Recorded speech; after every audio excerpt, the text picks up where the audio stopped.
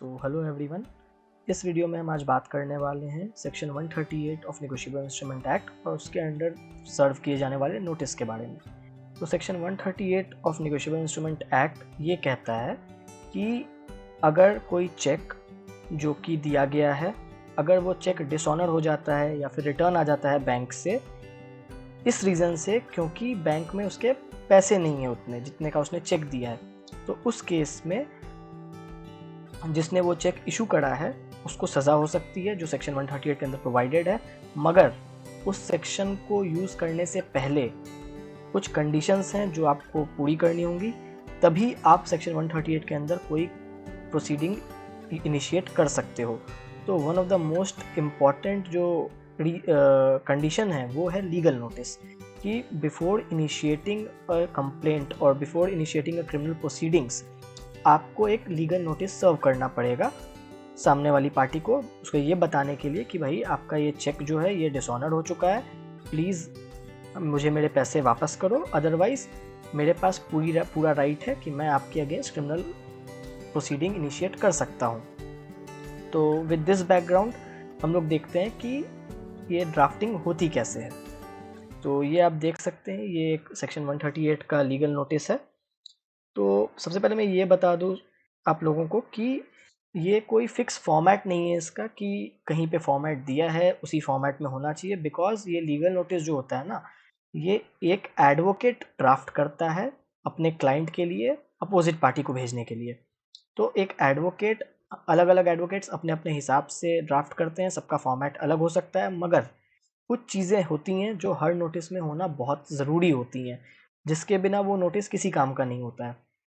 तो इस वीडियो में हम उसी के बारे में बात करेंगे कि क्या कुछ ऐसी ज़रूरी चीज़ें हैं जो नोटिस में होना कंपलसरी होती हैं या कंपलसरीली होनी चाहिए उस नोटिस में।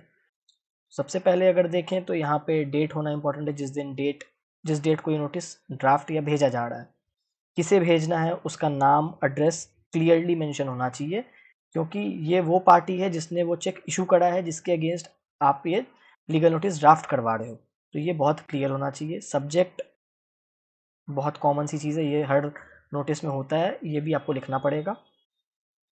अब अगर हम मेन पॉइंट्स की तरफ आएँ कि क्या पॉइंट्स होते हैं जो होने ही चाहिए, जैसे आप फर्स्ट पॉइंट अगर देखें तो फर्स्ट पॉइंट अगर हम पढ़ते हैं तो इसमें क्या लिखा है कि that my client is engaged in a business of trading of some sewing machines during the ordinary course of business. आपने you have purchased from my client the said sewing machines for which you issued check bearing number XYZ on date so and so of United Bank of India for the sum of amount 2,45,700 rupees as a part of payment towards the aforesaid purchased machines।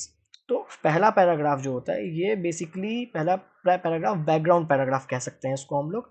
इसमें आप बताते हो कि आपने check जो issue करा था उसने आपने क्यों इशू करा था वो चेक, चेक का नंबर क्या था, चेक का डेट क्या था, किस डेट का वो चेक था, चेक में अमाउंट क्या लिखी थी। ये बहुत इंपॉर्टेंट है क्योंकि अमाउंट, आधे डिस्प्यूट्स अमाउंट के कारण ही होते हैं कि सामने वाली पार्टी ने कुछ अमाउंट के लिए कहा था और इस पार्टी ने कुछ और अमाउंट डाल के चेक को इनकैश करने डाल दिया। तो ये मिसकम्युनिकेशन या कन्फ्यूजन के कारण भी काफ़ी सारे केसेस आते हैं चेक बाउंस के। तो ये बहुत इंपॉर्टेंट है, आप अमाउंट लिखना बहुत कंपलसरी है हर एक लीगल नोटिस में।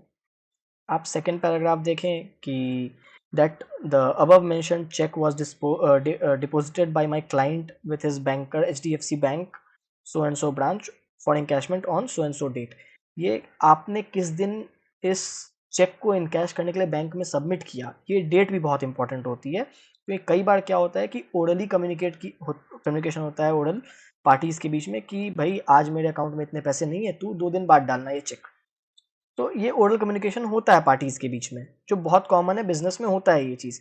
तो क्या 20th को जब आपने ये चेक डाला इनकैश करने के लिए, क्या सामने वाली पार्टी ने सेम डेट बोला था आपको चेक डालने के लिए? तो ये कन्फ्यूजन ना हो इसके लिए ये डेट मेंशन करना बहुत ज़रूरी है कि किस दिन आपने चेक इनकैशमेंट के लिए डाला। थर्ड पैराग्राफ देखें तो थर्ड पैराग्राफ में आपको बताना होता है that the said cheque was return to me with an endorsement dishonored of dishonored for efficiency of fund, that the dishonored check along with the check returning memo of bank dated this was returned to my client। तो क्या होता है ना, जब जब कोई check dishonour होकर return होता है तो बैंक सिंपली चेक ऐसे वापस नहीं कर देता है। बैंक बाकायदा एक मेमो रेडी करता है, उस मेमो में उस रिटर्न होने का रीज़न, डेट, सब कुछ मेंशन होता है और वो तब बैंक डिलीवर करता है अपने कस्टमर्स को। तो वो सेम चीज़ें आपको यहाँ लिखनी है कि चेक अगर रिटर्न आया तो क्यों आया, रीज़न क्या था रिटर्न होने का, किस डेट पे रिटर्न आया। तो ये एक इम्पॉर्टेंट चीज़ होती है जो आपको डालनी होती है एक नोटिस में। नेक्स्ट पॉइंट देखें तो that on the account of dishonouring of cheque you are guilty of committing offence punishable under section 138, जो अभी मैंने बताया आपको। तो section 138 of the negotiable instrument act itself बात करता है पनिशमेंट्स के बारे में।